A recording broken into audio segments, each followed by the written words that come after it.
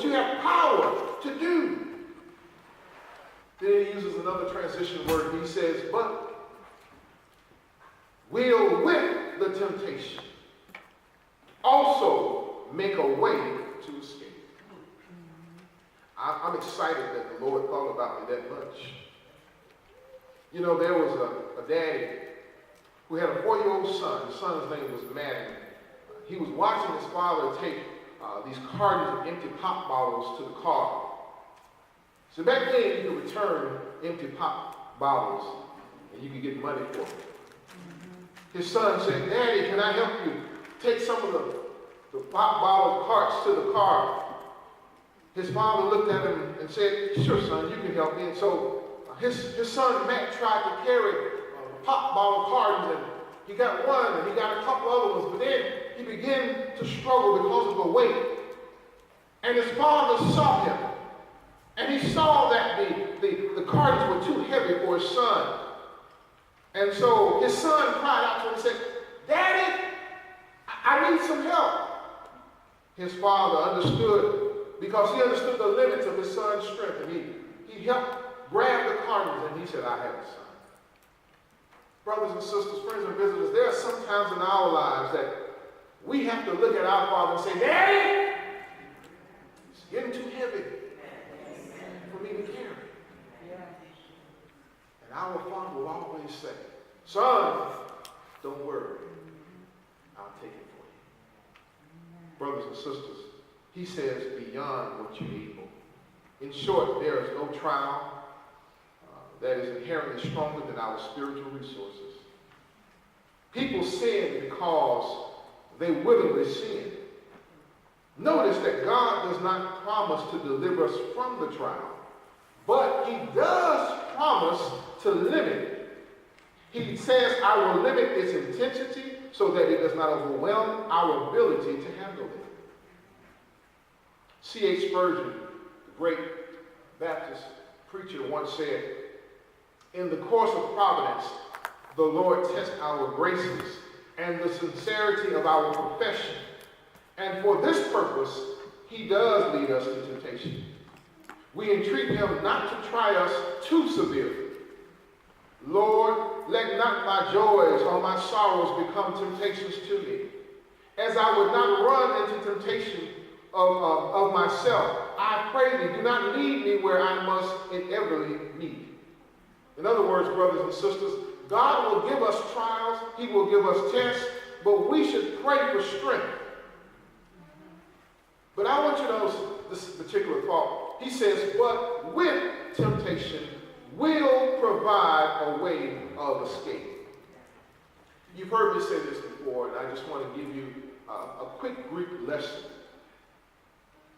The word with there is what they call a preposition. It's a preposition in English as well.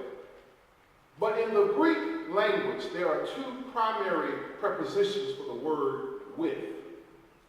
One is called meta, M-E-T-A, meta.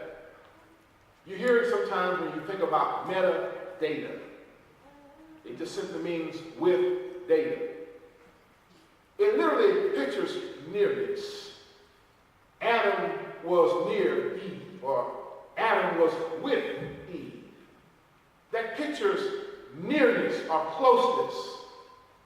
But there is another Greek preposition called soon, S-Y-N. It is used here with this word with here. Instead of meta, it's soon. Soon does not simply say nearness. Soon indicates intimacy. If you were making a cake, you would generally have ingredients like eggs, butter, flour, milk, vanilla extract. Is that right? And you don't normally have them all spread in the house. You don't have the milk in the bedroom. You don't have, amen, the butter in the garage. Amen. When you prepare to make a cake, you normally put the ingredients near. So you have butter with the sugar and the flour and the milk and the extract. And you have that nearby. And what happens normally when you make a cake is that you generally have a bowl. Am I right about it? So you put the flour inside the bowl, and you crack open the eggs and put it in there, and you take the vanilla extract, and you take the sugar and maybe the butter, and you put it in there, and you get something called a blender. And you put the blender inside the mixture, and you begin to blend it. And perhaps you say to yourself, I put one too many eggs in the cake mix. It's impossible to go into that cake mix, which is blended, and grab that egg. It's impossible to say, I put a little too much sugar in there. Let me go and extract the sugar that I put in there. You know why? Because they're no longer melted. They're soothed. In other words, they are blended so well that you can't distinguish them. The Lord here, in other words, says, when you are tempted, he says, I will promise you this, but will with the temptation also make a way of escape. Brothers and sisters, that's some shouting news right there. The Lord says, when I give you the problem, I also give you the grace. Woo, don't miss it. And God is able to make all grace towards you, that you always, not sometimes, always, having all sufficiency in all things, may abound to every good work. For every problem the Lord gives you, for every handful of problems, the Lord leads your way. The Lord gives you 2 scoops of grace. The Lord will not leave you alone. The Lord said, if I give you a problem, I got grace attached to it.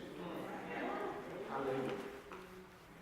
So don't feel, brothers and sisters, in the midnights of your life that when you go through issues, and you will go through some issues, amen, don't ever say, well, God left me by myself. Friends will leave you by yourself. Mm-hmm. Yeah. Family members will leave you by yourself. Amen. Co-workers, sadly, will leave you by yourself. Yeah, child, just give me a call. The number you reach. But you'll never have to worry about God. The Lord says, with every problem I give you, I got a solution right next door. Brothers and sisters, that's worth the price of admission for me. But he also goes on to say, but will with the temptation or the trial or the test also make a way to escape.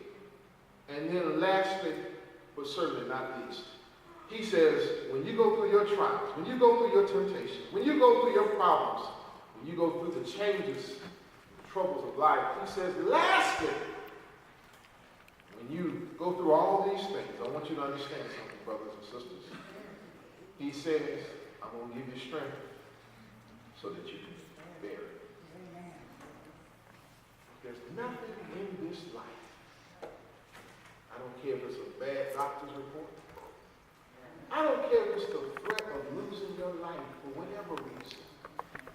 There's nothing in this life where the Lord does not say, I'll be there so that you can bear it.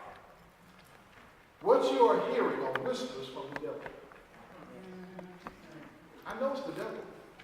Because the Lord already made me a promise.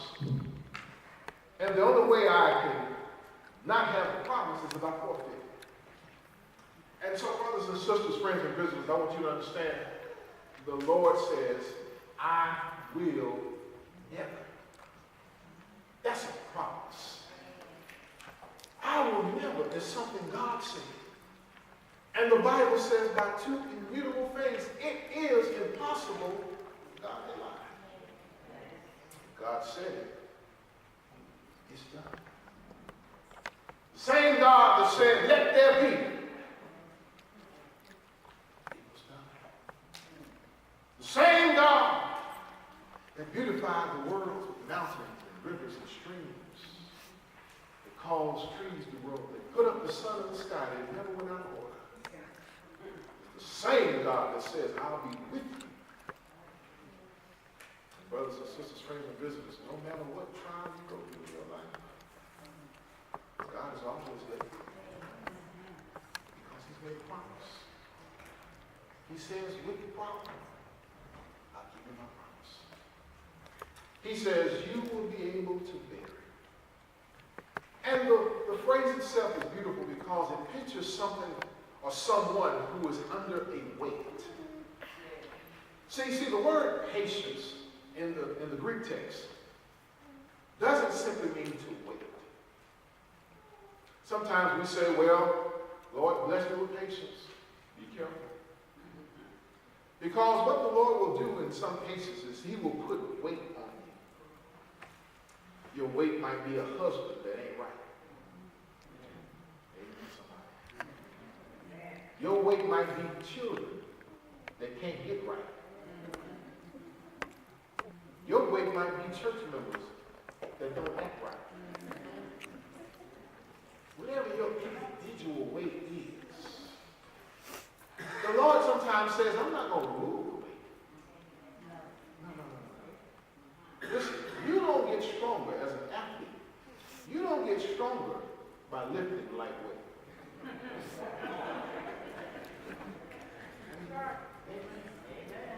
You know, I was watching a little bit of the Georgia versus UMass game the other day. They both have athletes. Maybe they got receivers, running backs, quarterbacks. The whole nine, right? But when I looked at Georgia's players, and when I looked at UMass's players, I saw something physically different. You know, Georgia has a weight program that allows their players who come out of the same high schools probably to eat better, to train better, and to lift better weights. And after a while, the physical difference is noticeable. And spiritually speaking, I said to myself, there are some similarities to us. There are some things, brothers and sisters, if truth be told, some of us are still lifting light weight. So we can't bear the heavy burdens of life. And you're not going to get strength by just simply coming and sitting in the pew every week. You got to actually open the book. You got to actually study the word. Because there's nothing that's uncommon about what you're going through. If our Lord and Savior can be spat in the face and buffeted and beat and whipped, we haven't been there. The Lord was still, he was Jesus. Yes, he was all God, but he was all man. Remember, he was tested. We're going to talk about that, Lord willing, next week. He was tempted. He was tried. He wasn't tried as God. Remember that. He was tried as a man. How you know, Brother Clark? The Bible said he was tested, he was tried. I know because the Bible said God can't be tempted. Woo! So even though he was all God, he was all man at that point. So he was tried as a man. And the Bible says, and yet, now we failed that test. But thanks be to God, we got a makeup test. The makeup test is this, it's called the gospel. How do you get into Christ? So that his purchased price can be put on your docket. Well, you do that because you have given your life to God. You allow God to say, Lord, please, let me be in you. Not in myself, because when God comes back, he sees me, I'm going to hell. But if the Lord comes back and sees you, I'm going to heaven. You do that by obeying the gospel. Hearing the word of God, believing with all your heart, repenting, changing your mind, confessing Jesus Christ as the Son of the living God, and be baptized for the purpose clause, the remission of your sin. Not because you want to join the church. Amen. For the remission of sin. And, conjunction, you shall receive the gift of the Holy Ghost. Forever and a day, the Lord will be with you. You can't be God's until you become his possession. Some people think they're walking around with the name Christian. I'm a Christian. I ain't a Muslim. I guess I'm a Christian. No. That's not how it works. That's not how it works. Cornelius was a good man. Prayed every day. Matter of fact, the Bible says his prayers went before the Lord as a memorial. But had Cornelius died in that good state, he would have been going to a good hell. The Bible says when he heard, when it was taught, not only Cornelius, but his whole family, they were baptized. Not only baptized on Sunday. The text says the same day. Woo! Don't wait. If you're in a church that says we got to wait till next month, first Sunday of the first month of December, we're going to baptize you after you go to new member class. Let me tell you that. Not in the book. Not in the book. And if you're not in the book, when the Lord comes, you're going to be outside. Amen. Brothers and sisters, friends, visitors, I've said enough. If you need prayer, you need strength. If you've been beat up by temptation and trial, you need the strength. Why don't you come and ask for it? The one thing I appreciate about this lesson is that everybody gets here. There's some lessons well, that ain't for me. No, it's for everybody. It's coming to me. And perhaps you need prayer. Perhaps you need specific prayer for your specific situation. Don't be ashamed. The Lord knows it already. You just need your brothers and sisters to pray along with you. We will. Amen. Amen. Let's do that right now as we stand and sing the song of invitation.